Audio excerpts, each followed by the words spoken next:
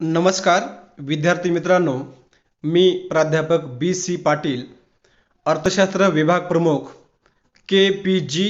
कला वाणिज्य आणि विज्ञान महाविद्यालय इगतपुरी, जिल्हा नाशिक. आज आपण अर्थशास्त्र या विषयासंबंधी सखोल चर्चा करणार आहोत.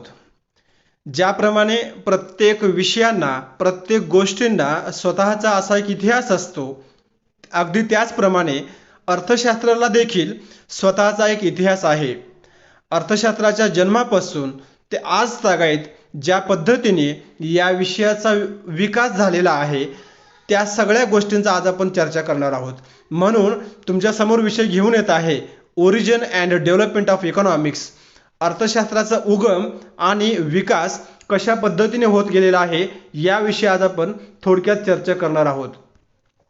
विद्यार्थी मित्रांनो, अर्थशास्त्रज्ञांनी असं लिहिलेलं आहे की चंद्रगुप्त मौर्य नावाचा एक राजा होता आणि ह्या राजाजवळ कौटिल्य नावाचा एक मंत्री होता. आणि हा मंत्री जो आहे, त्या मंत्रिमंडळामध्ये काम करत असताना त्या राजाने कोणकोणती कामे केली पाहिजे, राजाने संपूर्ण राज्यव्यवस्थेमध्ये काम करत असताना कोणकोणत्या गोष्टींच्या बद्दल निर्णय कशा पद्धतीने घेतले पाहिजे, या संबंधी सर्व सविस्तर मार्गदर्शन करण्यासाठी कौटिल्य त्या चंद्रगुप्त मौर्यांना उपदेश देत होते. मग प्रत्येक गोष्टी संबंधी, म्हणजे राजाने कशा पद्धतीने मंत्र्यांची निवड केली पाहिजे, मंत्र्यांना वेतन कसे दिले पाहिजे, राजाने आपल्या संपूर्ण प्रजेचे रक्षण कसे केले पाहिजे आणि त्यासाठी प्रजेकडून कोणकोणत्या माध्यमातून उत्पन्न मिळवले पाहिजे, प्रजेसाठी कशा पद्धतीने खर्च करणे आवश्यक आहे, या सगळ्या गोष्टींबद्दल कौटिल्य हे मार्गदर्शन करत होते. आता एक दिवस कौटिल्याच्या असं लक्षात आलं की आता कालखंड बदलत आहे, कालावधी बदलत आहे आणि या बदलत्या कालखंडानुसार आता मी वयस्क होत आहे. म्हणजे कौटिल्य हे स्वतः विचार करतात की ते वयस्क होत आहेत, त्यामुळे माझ्यानंतर ह्या राज्याचे आणि ह्या राजाचे काय होणार आहे, या एकाच प्रश्नाच्या अनुषंगाने त्यांनी स्वतःचे सर्व विचार एका पुस्तकात लिहून ठेवण्याचे ठरवले. आणि पहिल्यांदा या जगामध्ये अर्थशास्त्र या शब्दाचा उच्चार या कौटिल्याने केला आणि म्हणून कौटिल्याचे अर्थशास्त्र हा शब्दप्रयोग इथपासून सुरुवात झालेला आहे. म्हणजे विद्यार्थी मित्रांनो, या संपूर्ण जगामध्ये सर्वप्रथम कौटिल्य यांनी अर्थशास्त्र या शब्दाचा प्रयोग केलेला आहे. आता कालखंड बदलत गेला. चंद्रगुप्त मौर्यानंतर अनेक राज्य आले आणि त्या प्रत्येकाने कौटिल्याच्या या अर्थशास्त्राच्या माध्यमातून आपला राज्यकारभार चालवण्यासाठी प्रयत्न केला. आणि अशा अनेक शतकं, अनेक वर्ष चालले आणि त्यानंतर 5 जून 1723 मध्ये स्कॉटलंड इथे ॲडम स्मिथ या नावाच्या एका बाळाचा जन्म झाला. ॲडम स्मिथ हे लहानपणापासूनच अत्यंत कुशाग्र बुद्धिमत्तेचे, अत्यंत हुशार, अत्यंत चिकित्सक बुद्धिमत्तेचे असल्यामुळे ते सहज विद्यार्थी दशेमध्ये असताना त्यांनी ग्रंथालयामध्ये वाचनासाठी त्याला खूप आवड होती आणि त्यांनी ग्रंथालयामध्ये अर्थशास्त्र ग्रंथ पाहिला आणि ह्या अर्थशास्त्र ग्रंथामध्ये काय लिहिलेलं आहे या संबंधी ते सखोलपणे चर्चा करू लागले, अभ्यास करू लागले. अनेक वेळा वाचनानंतर देखील त्यांच्या लक्षात येत नाही की या कौटिल्यांनी या अर्थशास्त्रामध्ये काय लिहून ठेवलेलं आहे आणि ते समजावून घेण्याचा प्रयत्न करत होते. आणि मग त्यांच्या लक्षात आलं की कौटिल्यांनी ह्या अर्थशास्त्रामध्ये काय काय लिहून ठेवलेलं आहे.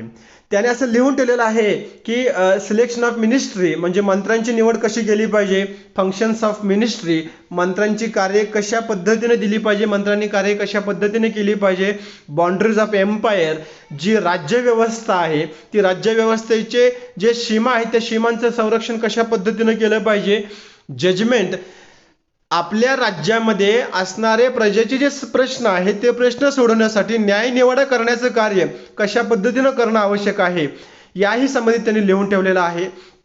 पब्लिक ॲडमिनिस्ट्रेशन, सार्वजनिक प्रशासन, या संबंधीही त्यांनी त्या ग्रंथामध्ये लिहून ठेवलेलं. आणि शेवटी पब्लिक पॉलिसी, सार्वजनिक ध्येय धोरणं कशा पद्धतीने असली पाहिजे याचाही त्यांनी उल्लेख केलेला आहे. त्याचबरोबर त्या कौटिल्यांनी आपल्या अर्थशास्त्र या ग्रंथामध्ये याच्याबरोबरच उत्पन्न म्हणजे इन्कम, प्रोडक्शन, उत्पादन, एक्सपेंडिचर, खर्च, टॅक्सेशन, कर रचना कशी असली पाहिजे, प्राइसेस, वस्तूंची किमती कशा असल्या पाहिजे, किमती कशा पद्धतीने निश्चित करणं आवश्यक आहे, इकॉनॉमिक पॉलिसीज, आर्थिक धोरणे कशी असली पाहिजे आणि मीडियम ऑफ एक्सचेंज, विनिमयाचे माध्यम कसे असली पाहिजे, यांचाही उल्लेख केलेला आहे.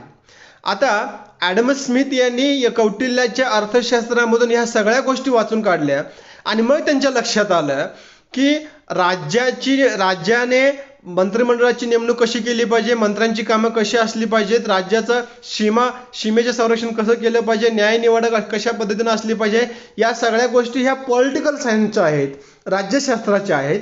आणि दुसऱ्या बाजूला उत्पन्न, उत्पादन, खर्च, कर रचना, किंमत आणि आर्थिक धोरणे ह्या अर्थशास्त्राच्या आहेत.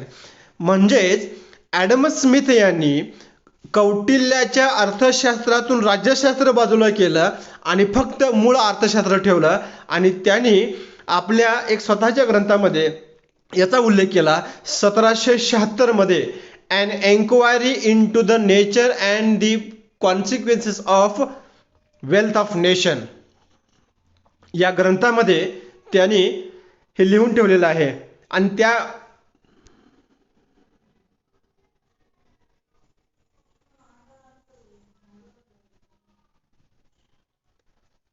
माफ करा विद्यार्थी मित्रांनो,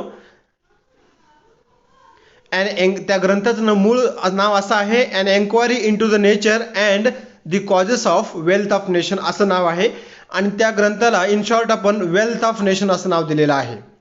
म्हणजे ॲडम स्मिथ यांनी कौटिल्याच्या अर्थशास्त्रातून जो स्वतःचा अर्थशास्त्र लिहिला त्या ग्रंथाला वेल्थ ऑफ नेशन म्हणजे राष्ट्राची संपत्ती असं नाव दिलेलं आहे आणि 1776 मध्ये त्यांनी हा ग्रंथ लिहून प्रकाशित केलेला आहे.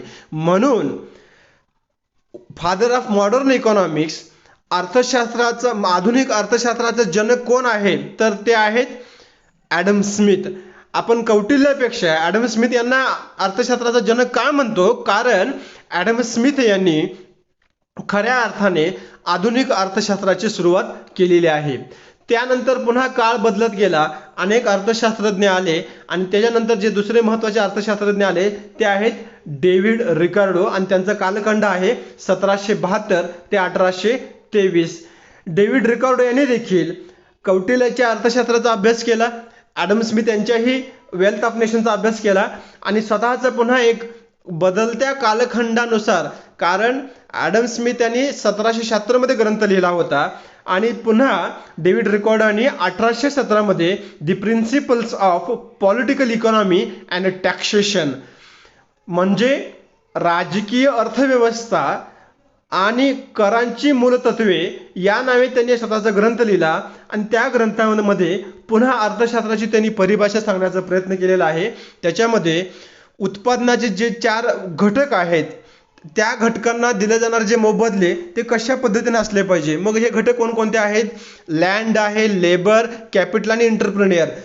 भूमी, श्रम, भांडवल आणि संयोजन ही 4 उत्पादनाचे घटक आहेत आणि ह्या उत्पादन घटकांना दिले जाणारे जे मोबदले आहेत ते अनुक्रमे rent, wedges, interest and profit असे आहेत. म्हणजे खंड, वेतन, व्याज आणि नफा आपण ह्या उत्पादन घटकांना देत असतो. तर डेव्हिड रिकार्डो यांनी मूळ अर्थशास्त्रामध्ये कशा पद्धतीने भर घातलेली आहे पहा. म्हणजे मूळ अर्थशास्त्रामध्ये त्यांनी विकास करत असताना खंडाचे दर कसे असले पाहिजे, कोणत्या जमिनीचे खंड किती असले पाहिजे यासंबंधी आपले विचार मांडलेले आहेत. कामगारांना काम करण्यासाठी कालावधी किती असला पाहिजे आणि त्या कालावधीसाठी वेतन किती असलं पाहिजे यासंबंधी त्यांनी वेतनासंबंधी सिद्धांत मांडलेले आहेत. त्यानंतर विशिष्ट भांडवलावरती व्याज दर कसा आकारला पाहिजे, व्याजाचे दर कसे बदलतात हेही त्यांनी इंटरेस्ट या माध्यमातून सांगितलेलं आहे. आणि शेवटी जो संयोजक आहे, ज्या संयोजकाने भूमी, श्रम आणि भांडवल या तिन्ही घटकांना एकत्र आणून संयोजनाचं काम केलेलं आहे, त्या संयोजकाला मिळणारा नफा किती असला पाहिजे आणि हा नफा वाढवण्यासाठी काय करावं लागेल या संबंधी देखील डेव्हिड रिकार्डो यांनी आपले विचार या पुस्तकामध्ये मांडलेले, त्या ग्रंथामध्ये मांडलेले आहेत. त्यानंतर पुन्हा पुढचे अर्थशास्त्रज्ञ येतात थॉमस माल्थस. थॉमस माल्थस यांचा कालखंड आहे 1766 ते 1834 आणि त्यांनी पुन्हा अर्थशास्त्राची परिभाषा बदलली आणि त्यांनी स्वतःचा असा ग्रंथ लिहिला An essay on the principle of population. म्हणजे जगामध्ये सर्वप्रथम लोकसंख्या या विषयाबद्दल आर्थिक दृष्टिकोनातून अभ्यास करणारा प्रथम अर्थशास्त्रज्ञ म्हणून थॉमस माल्थस यांचा उल्लेख केला जातो.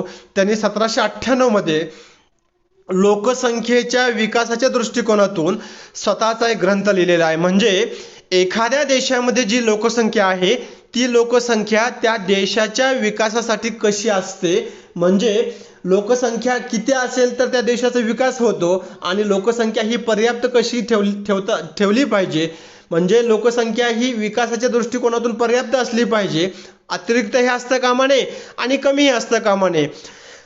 सर्वसामान्यपणे ज्या कालखंडामध्ये त्यांनी हा ग्रंथ लिहिला त्या कालखंडामध्ये संपूर्ण जगाची जी लोकसंख्या आहे ती एका विशिष्ट वेगाने वाढत असताना आपल्याला दिसते.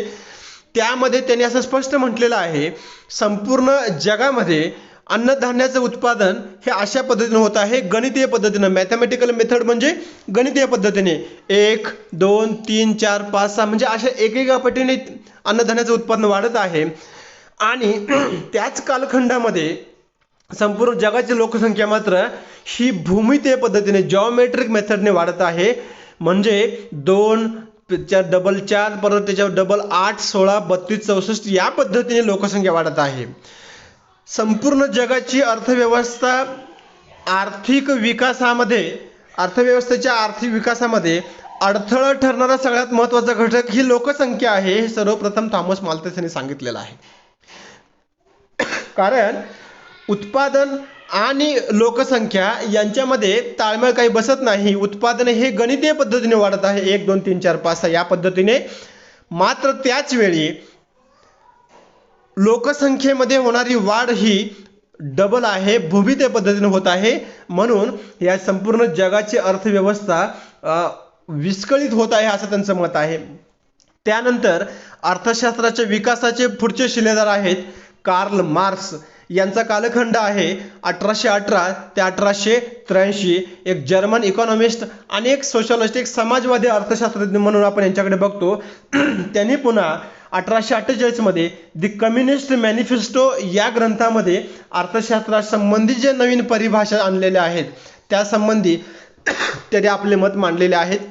त्यानंतर पुन्हा 1867 म्हणजे त्यांचा गाजलेला जो ग्रंथ होता दास कॅपिटल, या ग्रंथामध्ये त्यांनी देखील अनेक असे आमूलाग्र बदल सांगितलेले आहेत. म्हणजे भांडवलशाही अर्थव्यवस्थेपेक्षा समाजवादी अर्थव्यवस्था ही आर्थिक विकासाच्या दृष्टिकोनातून कशी पोषक असते हे त्यांनी या ग्रंथाच्या माध्यमातून मांडण्याचा प्रयत्न केलेला आहे. त्यानंतर पुढचे अर्थशास्त्रज्ञ आहेत फ्रेडरिक लिस्ट यांचा कालखंड आहे 1789 ते 1846. त्यांनी ज्या पद्धतीने संपूर्ण जगामध्ये जे बदल होत आहेत त्या संबंधी परखड मत मांडण्याचं काम केलेलं आहे. म्हणून त्यांना जर्मनीमधून, मूळचे हे जर्मनीमधून 1825 मध्ये त्यांना बहिष्कृत करण्यात आलं. कारण ते जर्मन सरकारला सांगत होते वारंवार की तुम्ही जे ध्येयधोरण स्वीकारत आहात, तुम्ही जे लोकांच्या हिताचा विचार न करता निर्णय घेत आहात, याच्यामध्ये बदल होणं आवश्यक आहे. यासाठी त्यांनी अनेक पद्धतीने, म्हणजे वर्तमानपत्र असतील किंवा प्रसार माध्यमं असतील यांच्या माध्यमातून सरकारला सांगण्याचा प्रयत्न केला, परंतु सरकारने त्यांचा स्पष्टपणे नकार दिला आणि त्यांना त्यांच्या देशातून बहिष्कार केला. मग शेवटी त्यांनी the national system of political economy या ग्रंथामधून ते या जर्मनच्या सरकारला सांगण्याचा प्रयत्न केलेला आहे. आणि शेवटी 1834 मध्ये ते अमेरिकेचे अँबॅसेडर होऊन पुन्हा जर्मनमध्ये आले आणि जर्मन सरकार आपलं ऐकत नाही तरी देखील त्यांनी आपले सगळे विचार देशातील जनतेच्या हितासाठी काय करणं आवश्यक आहे, देशातील जनतेच्या हितासाठी आर्थिक ध्येय धोरणं कशी असली पाहिजे या संबंधी या ग्रंथामध्ये आपले विचार त्यांनी मांडलेले आहेत. त्यानंतर पुढचे अर्थशास्त्रज्ञ आहेत दादाभाई नौरोजी यांचा कालखंड आहे 1825 ते 1917. दादाभाई नौरोजी हे भारतीय अर्थशास्त्रज्ञ आहेत. त्यांनी त्यांच्या कालखंडामध्ये ब्रिटिश सरकार आपल्या देशामध्ये होतं. भारतामध्ये ब्रिटिशांचा राज्यकारभार होता. ब्रिटिशांनी भारतामधील संपत्ती कशा पद्धतीने आपल्या देशामध्ये नेलेली आहे आणि या संपत्तीला कुठेतरी थांबणं आवश्यक आहे. या संबंधी भारत हा संपत्ती नाही म्हणून गरीब आहे असं त्यांचं मत नव्हतं. भारत हा का गरीब आहे, कारण भारतातील मोठ्या प्रमाणातील संपत्ती ही दुसऱ्या देशामध्ये जात होती आणि ह्याच गोष्टींचा अभ्यास करून त्यांनी आपला ग्रंथ लिहिला, poverty and un-British rule in India. या ग्रंथामध्ये त्यांनी स्पष्टपणे सांगितलेलं आहे की भारतामध्ये संपत्तीचं निस्सारण होत आहे, ड्रेन ऑफ वेल्थ. भारतामध्ये जी संपत्ती आहे, जे सोने आहे, जे चांदी आहे, जो पैसा आहे, तो पैसा वेगवेगळ्या माध्यमातून ब्रिटनला जात आहे आणि म्हणून ही गोष्ट काही बरोबर नाही. भारताच्या आर्थिक विकासामध्ये दारिद्र्य अडथळा निर्माण करत आहे हे बरोबर आहे, परंतु हे दारिद्र्य दूर करण्यासाठी आवश्यक असणारा पैसा, संपत्ती ही भारतामध्ये आहे. जर ही संपत्ती आपण वेळेमध्ये थांबवली नाही तर मात्र आपल्या देशामध्ये खूप मोठे भयंकर परिणाम याच्यानंतर भोगायला मिळतील असं त्यांचं भाकीत होतं त्या कालखंडामध्ये. विद्यार्थी मित्रांनो, आज देखील आपल्या देशामध्ये जे दारिद्र्य आहे, जी बेकारी आहे, जी उपासमारी आहे, जे कुपोषण आहे, या सगळ्या गोष्टी जर आपण संपत्तीचं निस्सारण थांबवलं असतं तर मात्र आपल्याला ह्या टाळता आल्या असत्या, परंतु दुर्दैवाने आपण संपत्तीचं निस्सारण टाळू शकलो नाही, थांबवू शकलो नाही. त्यामुळे त्याचा परिणाम की आजही आपल्या देशामध्ये काही प्रमाणात का असेना दारिद्र्य अस्तित्वात आहे. त्यानंतर जे भारतीय अर्थशास्त्रज्ञ आहेत डॉक्टर बाबासाहेब आंबेडकर, डॉक्टर बाबासाहेब आंबेडकरांनी देखील लंडनमध्ये जाऊन त्यांनी PhD मिळवली आणि त्यांनी त्यासाठी जो ग्रंथ लिहिला, द प्रॉब्लेम ऑफ रुपीज, या ग्रंथा आणि it's solution and its origin and solution. भारतीय जो रुपया आहे त्या रुपयाचे प्रश्न कसे आहेत, त्याचा जन्म कसा झाला आणि त्यावरचे उपाय कोणकोणते असू शकतात, या संबंधी 1923 मध्ये त्यांनी हा ग्रंथ लिहिला आणि त्या ग्रंथाच्या आधारे त्यांना विद्या वाचस्पती म्हणजे PhD ही पदवी मिळालेली आहे. त्यानंतर पुढचे भारतीय अर्थशास्त्रज्ञ आहेत डॉक्टर अमर्त्य सेन. यांचा कालखंड आहे 1933 आणि हे अमर्त्य सेन हे शांतिनिकेतन इथे त्यांचा जन्म झालेला आहे. डॉक्टर अमर्त्य सेनांनी एक ग्रंथ लिहिला 1970 मध्ये, collective choice and social welfare. या ग्रंथामध्ये त्यांनी आर्थिक सिद्धांत कसे असले पाहिजे, सामाजिक आणि आर्थिक न्याय कसे असले पाहिजे, सामाजिक निवड कशा पद्धतीने असल्या पाहिजे आणि समाजाचं कल्याण कशा पद्धतीने होईल याचा त्यांनी विचार केलेला आहे. आणि त्यामुळे संपूर्ण जगामध्ये पहिल्यांदा कल्याणकारी अर्थशास्त्र मांडण्याचं काम हे अमर्त्य सेन यांनी केलेलं आहे. म्हणून त्यांना 1998 मध्ये संपूर्ण जगातील सर्वश्रेष्ठ असणारा पुरस्कार म्हणजे नोबेल पुरस्कार मिळालेला आहे. विद्यार्थी मित्रांनो, भारतामध्ये जे अर्थशास्त्रज्ञ होऊन गेले त्या अर्थशास्त्रज्ञांपैकी सर्वप्रथम नोबेल पारितोषिक मिळवणारे अर्थशास्त्रज्ञ म्हणजे डॉक्टर अमर्त्य सेन हे आहेत. धन्यवाद विद्यार्थी मित्रांनो.